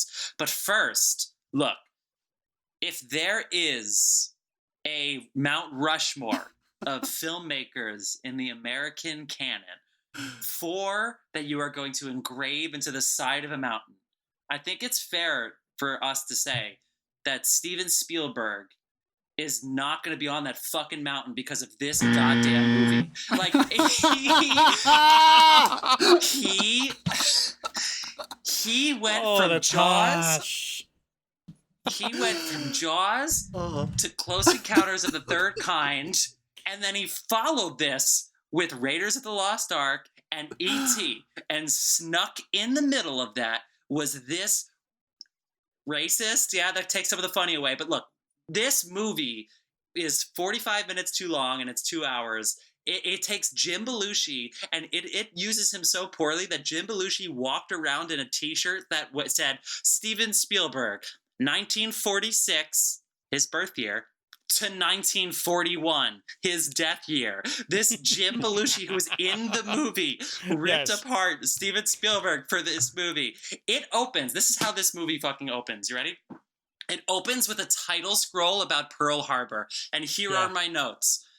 The open with a Pearl Harbor title scroll, and already I'm worried. Then we open with a lady in the misty ocean water with a total Jaws ripoff. Spielberg came in hot off of Jaws and Close Encounters, but that's a little fucking low. Asking the audience to laugh about your recent success, I'm sure it landed in the theater, but go fuck yourself, Steve. John Williams, just to clarify, how do you lower Jeff, yourself to do that? That was the woman from Jaws. Was it the woman from Jaws? Yeah, he brought her in to redo his opening sequence. Yes, So they start doing the Jaws movie. They're out in the ocean, and it turns out that it's a Japanese sub, and the Japanese soldiers are looking, and they decided this is a really risky fucking thing. They decided to do. They decided to not put in the subtitles for the Japanese dialogue. Instead, they made their speech the most blatant, absurd, over-the-top Japanese stereotype tropes, including saying like Hollywood and pointing and everybody going, ooh, Hollywood. It is a joke. It is disgusting. It made me want to throw up, and we're not even 5 minutes into this movie. I have to buzz you, but I don't want to. You're right. I mean, off the bat, you're watching this and you go, I know, because I've seen From Here to Eternity, I know that there was that sentiment going on, and I know that the military spewed some racist shit early on to get everybody fucking fired up to fight the Japs. I know that, like, for generations, like, your grandpa would be like, oh, the Japs, and it's like, all right, man, come on, it was a long time ago. Yeah, it's Thanksgiving, go to sleep. Yep. But this is a comedy, and they thought that would be... He thought that would be funny. And you're sitting there in the future and you go, oh my God, this is Steven Spielberg. Like, how oh my God. Oh my God. I like my jaw was on the fucking ground. I can't believe they did this. I can't believe he did this. I know he's sorry about it. I know he's sorry about it in hindsight. But it's just I can't fucking believe this movie happened. So this is a positive film podcast. So listeners, just a little clue you in there. Before we started recording this segment, Jeff said, I don't really want to talk very much about 1941. So I'm glad you just went the fuck off. There is a line that Jim Belushi says. Jim Belushi, he says he's in a plane and he's getting shot at. And he says, I'm an American. Can you tell the difference? There's another line where he's shooting at the Japanese. He said, eat lead, slant. He calls them slant, and it's supposed to be funny. This is tough, man. This is all right. So there are a few things. Few things I kept thinking about when I was watching this monstrosity of a film. I mean, this thing is good Lord. I'll drink just to have some fun, but I'm right. That's not even a criticism. We're all going to drink a lot. Good Lord Almighty. There are a few things I kept thinking about. One was my co-host Jeff saying that Steven Spielberg makes movies for old grandpas. And I kept thinking about that while I was watching this. Point fucking proven. What is his obsession with their generation? First of all, it's just I couldn't stop thinking about Steven Spielberg while I was watching this. I was like, why the fuck is he so obsessed with that generation? He has actually said that this movie was a product of his arrogance. Yeah, I mean, come on. That opening is... Fuck you, dude. I cannot believe he opened parodying his own movie. There's a point in the middle, and I can see where he considered turning it into a musical, and his comment to that was it might not have suffered for it. Honestly, it would have been out of the director's mouth. All right, so and why did he probably say the musical? This was the second thing I kept thinking about when I was watching this. This movie would have been brilliant if Mel Brooks would have written and directed it. There are 100% certain things. Yes, although I know what you mean, but you say that, but like, how are any of his movies and funny? They're hilarious. Why is Blazing Saddles so funny? And it's the most inappropriate thing you've ever seen. Steven Spielberg is clearly not very good at comedy. Spaceballs is at least kind of walks the line, but I think he's good at that. Not offended a lot of people. I mean, so before we destroy Steven Spielberg, like, comedy is hard. Right? Like, everyone hears that. No one really knows what that means unless they've like given it a shot and stuff. And I think this is a good example. If anybody wants to waste their time and watch 1941, you'll be able to see that. You'll be able to see that Steven Spielberg is good at certain things. And even in this movie, there are a couple elements of the filmmaking stuff that he still pulls off okay. They make no sense in the context of the movie. the big giant set pieces, why on earth does an entire house fall into the ocean at the end of this movie? The just because he wanted to do that. Oh, let me call these motherfuckers out. Segment? Yeah. Let me call these motherfuckers out. You guys know who wrote this? He knocks a house off the cliff. You guys know who wrote this motherfucking thing? I'm sorely disappointed. Bob Gale and Bob Zemeckis, the co-writers of fucking Back to the Future, fucking wrote this script. And it was called The Night the Japs Attacked. That's why I'm thankful for this movie, because I'm sure when it came to write and direct Back to the Future, I bet it was like, okay, let's not do what we did last time. Let's not do what we did last time. Just technically, all right. So I feel like we're going to end up talking about like why this isn't funny. Like I had never been challenged that much while watching a comedy to try to determine for myself why I wasn't laughing. Like and I'm not going to take away too much from. There were like 5 things. All right, where do we even start? There were some things I laughed at. Where do we even start? Let's start with this man, Steven Spielberg. I think he thinks some things are funny. So again, to call you back, Jeff, the stuff in his movies that we have said, like the Indiana Jones, I feel like he made this for old grandpas. The stuff that he thinks is funny is just not funny. So like he has a lot of ideas that he thinks are going to be successful that are not, because they're ideas, because he doesn't know how to bring ideas into fruition in a comedy. The filter he puts on his lenses, you can barely see this fucking movie. It's so overly filtered. Yeah. So even that is like an idea. Like I bet when they were sitting around in their room, they were like, hey, let's put a ridiculous filter on it. Sure, that may have been funny for one scene if you were commenting on the fact that old movies kind of looked like that, but not the entire movie. So even technically, I hated it just because I thought he was just using all these cliches of wide coverage and not using too much coverage and having that kind of filter on there. Oh, come on, give me a break. He had Dan Aykroyd, John Candy, but I have to. He had John Candy, Jim Belushi, and Dan Aykroyd in this movie, and none of them are very funny in it. That you must be doing something really wrong if those 3 guys in 1979 are making you laugh. Dude, so for me, it came down to story. That first scene in the diner, Dan Aykroyd fucking phoned that in. He made me laugh a little bit with the speech he gives before he gets hit in the head, where he's like, "You think they don't know who Walt Disney is? You can't. The Japs don't care about Walt Disney." It's hard to watch in the future. He also says, "Do you want to eat rice and fish heads in the morning?" No, then we have to band together. It's hard. It's hard. Well, you want to forgive them because it's comedy. It's farce too. So, like, if this was in the hands of a genius like Mel Brooks, you would be laughing at that stuff because you would be allowed to laugh at it. Yeah, because Mel Brooks would have written different jokes. Written different performances. But again, honestly, you guys, like, how do you break this down? For me, ultimately, at the end of this, I realized this doesn't work because there is no fucking story. You don't care. Who's the lead of this movie? Anybody. To that point, who's the lead? Just buzz both of you. I have no idea. I don't know what Ask me. I don't know. Is it the guy who's just trying to hit on the chick by pretending he knows about planes? Oh, Dan man. It should just be...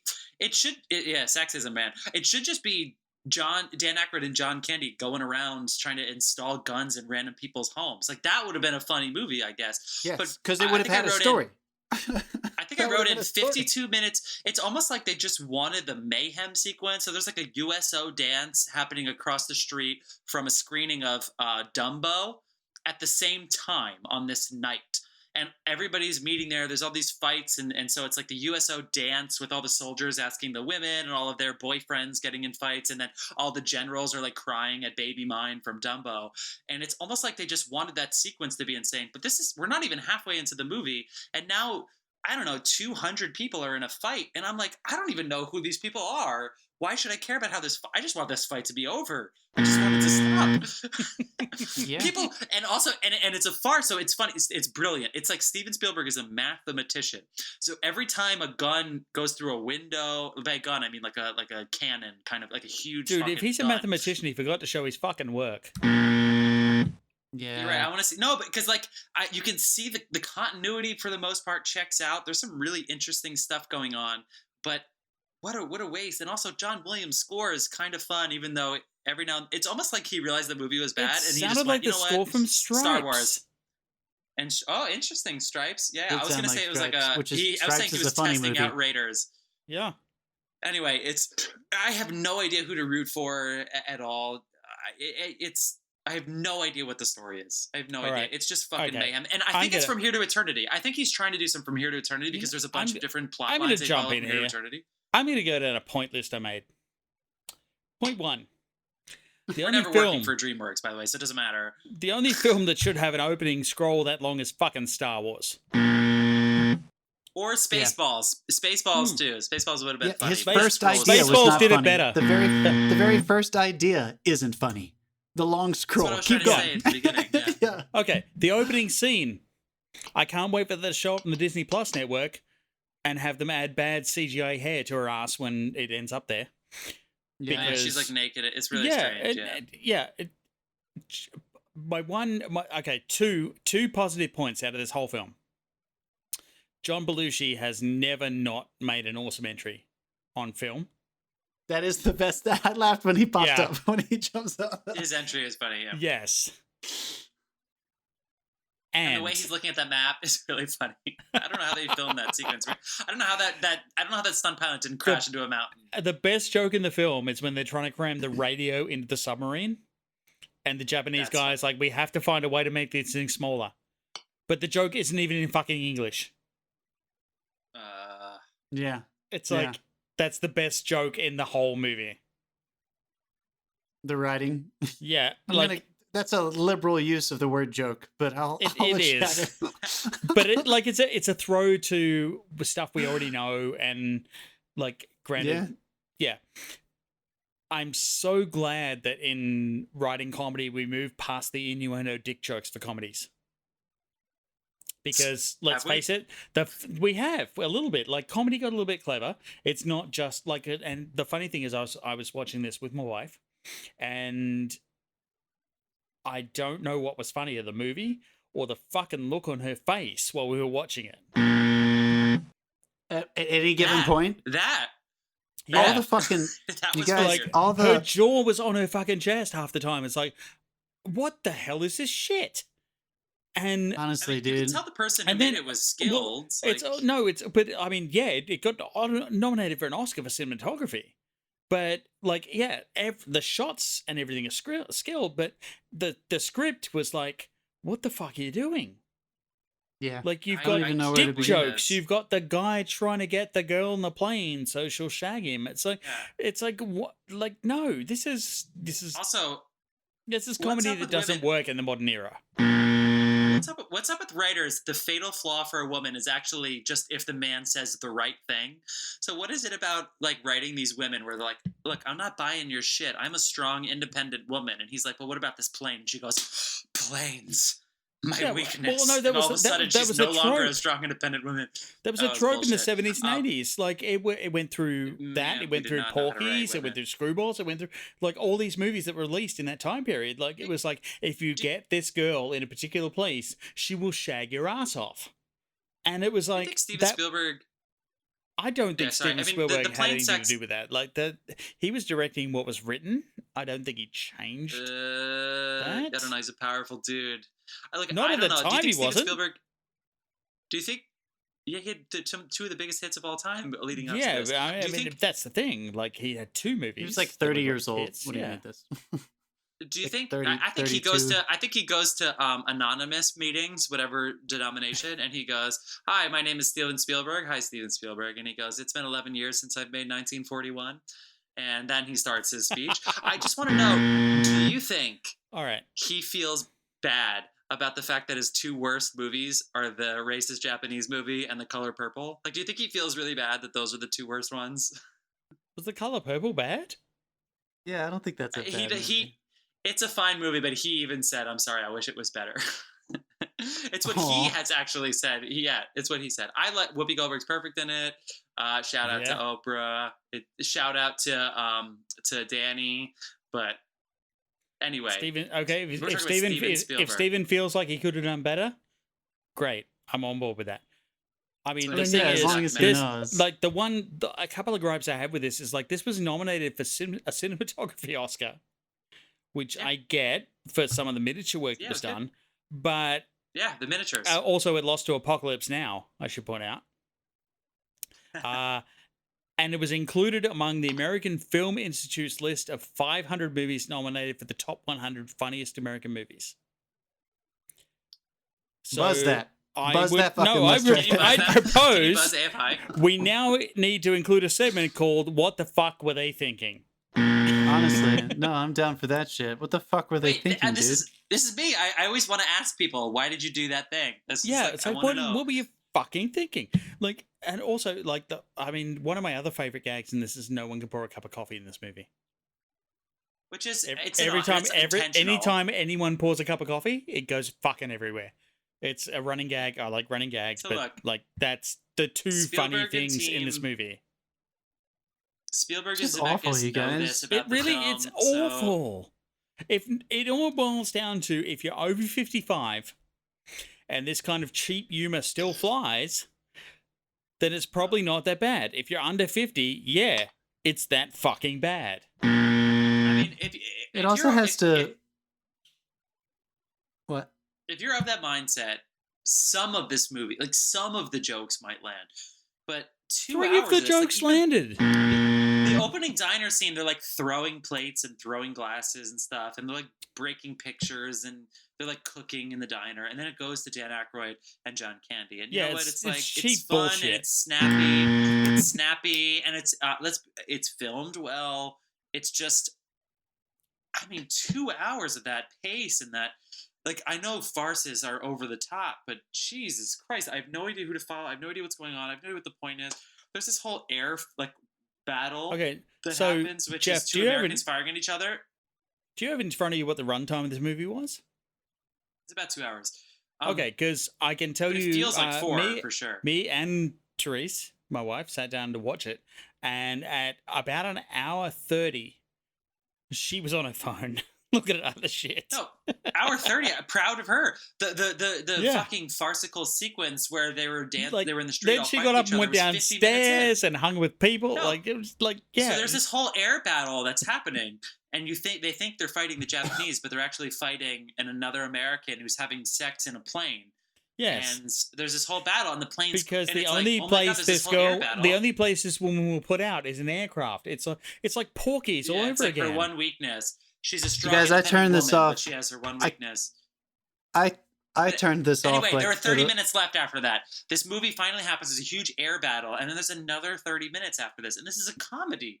It's like I just look. Spielberg knows this. So this is not a comedy. It's a fucking travesty. That's what it is.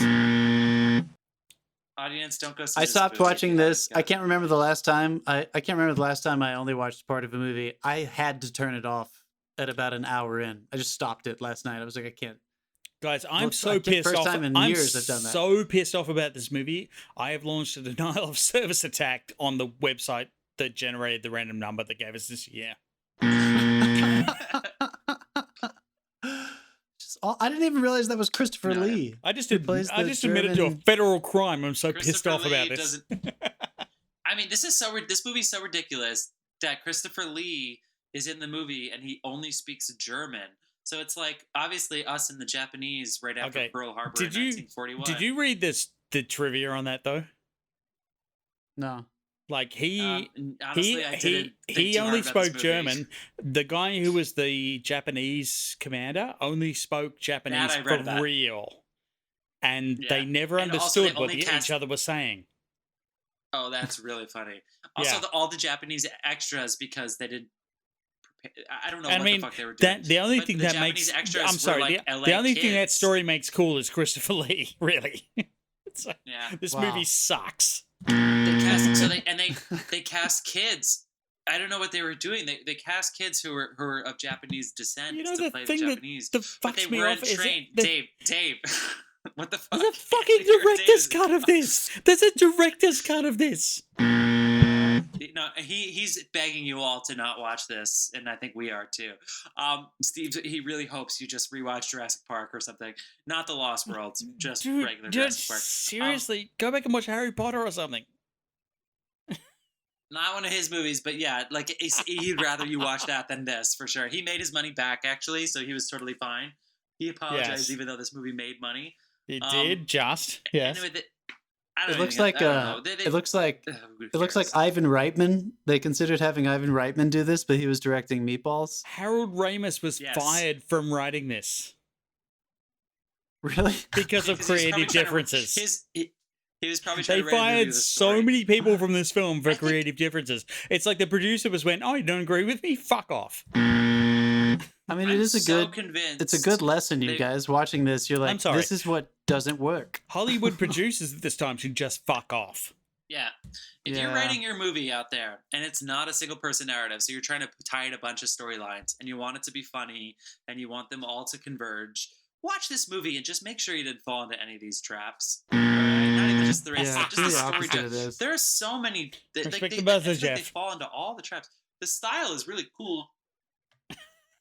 For about Jeff drinks and talks at the same time is amazing. I mean, there are ensemble movies that are really good. There are Robert Altman who's really good at it. Paul Thomas Anderson is good at it. From Here to Eternity, that's what this movie wanted to be, the comedy farce version of. All right. It is so good. We have bagged this out enough. This has been a long episode. We have to wrap this up. Yeah, do you think people want to know if we have more to say about this or what? Oh my God, no, just don't see it. What's her name? Right. What's her name? I will give one shout out. My favorite physical comedy performance, I think, was the girl who played Maxine, like the girl's friend who kept going after Stretch. And she was just throwing her body all over the place. She made me laugh a few times in all of her stunts. But that's it. I mean, kudos to everybody else for trying. If this movie was just Dan Aykroyd, John Candy, and Jim Belushi, it would have been. And then Christopher Lee, whatever. Well, that's like the Blues Brothers. We have that. Touche. Yeah, I can't, guys. We can't redeem this. We failed. At redeeming this movie. Don't ever watch it. Don't ever watch it. Block it out. We thought it would be fun to watch it and see. Oh, is it really that bad? Yep. Yeah. Hide your folks. Really hide your kids. Don't let anyone watch it. Hide your kids. Hide your wife. Look, it is possible for a genius like Steven Spielberg to make this movie. He might still be on the Mount Rushmore, but he's a cusper, that's for sure. Who else is real fast? Who else is going on Mount Rushmore? I just want to know who else in your mind is on there. Oh, 100% Scorsese, Kurosawa, and American filmmakers. I thought American filmmakers. Dude, don't be racist. You gotta have Kurosawa, man. Everybody knows Rashomon. Everybody knows Seven fucking Samurai. Kurosawa. They should know Ron. He inspired half the people you're talking about. Kurosawa. Wow, I just fucked it up. Kurosawa, Kubrick. Hey, this is a drinking game. Kurosawa, Kubrick, Scorsese, and then fill in the blank. I don't think there's an obvious fourth, but it could be John Ford. Wright. I would put John Ford is probably up there. Edgar Wright is up there. Dave talked me out of Coppola, but I would say John Ford is probably the fourth one.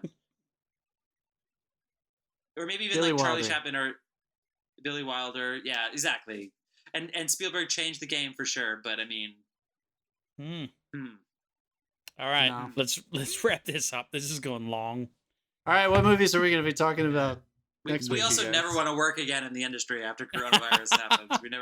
We never want to work ever again. Yeah, my resume is not going to list this podcast. I can tell you that. Please pick up our movies. Hey, I heard you guys have a podcast. Do you have a podcast? Yeah. And it's a no. It's a no from us. We listen to your 1941 segment. By Steven Spielberg. Just one official. You know what? Time. No. Yes. I'll list this podcast. Make better films, fuckers. I mean, he did make better films after this. He really did. He learned his lesson. I mean, I feel like Raiders Rated E.T. Spielberg back to back. Come on. Spielberg went on to bigger and better things. Also, I shat on the Indiana Jones segments, the whole series, but Raiders is a perfectly fine film. Hey, Raiders is a very fine, very fun film. Fuck you, drink. If you're an old Next white week, we're talking about the films of 2009. Here are the three films that we want to talk about. We are going to talk about District 9. What a fucking fun sci-fi movie. I have a feeling some of you have not rewatched it in a while, but it is really, really, really fucking cool. District 9. Also, Invictus, Matt Damon, Morgan Freeman. We're talking about fucking rugby, baby. And both of those movies take place in South Africa, an accent none of us are going to try to reinstate, even though I can almost do it because I'm Australian. For some reason, people think Australia and South Africa are the same. They're not. We really sound the same, mate. We always put in a movie at the end to try to bait us into shitting on it. That is our redemption movie. Was it really redemption that bad? movie? And for oh my god! 2009. So here's the thing. Look, I said this on the podcast recently. I'm proud of this. I'm proud of this decision. When I walked out of the theater, when I saw Avatar the holiday weekend in 3D IMAX, I remember thinking, this movie is really, really fun. That was a really cool experience. I hope I never fucking see this movie ever again. But it was really, really fun. It was like I was at a theme park watching a movie. Now we get to watch it at home on our television sets. Yeah. Fuck Avatar. I don't want to rewatch it, but I will for you listeners. I saw Avatar. Okay, I have a special place in my heart for Avatar because I saw it on December 17th, which is my birthday. James Cameron gave me Avatar for my birthday. Dave. I went and saw it on my birthday, and I loved it. I thought it was the most phenomenal use of 3D I've seen in modern technology, and I haven't seen it since. Same. So this will be fun. Because it's not a good movie. Fuck you, 1941. Guys, go watch Apocalypse Now. Rewatch any South African movie before next week's podcast, and don't rewatch Avatar. Can't wait to talk to you about it. Final thoughts, my friends? Boom! Peace out.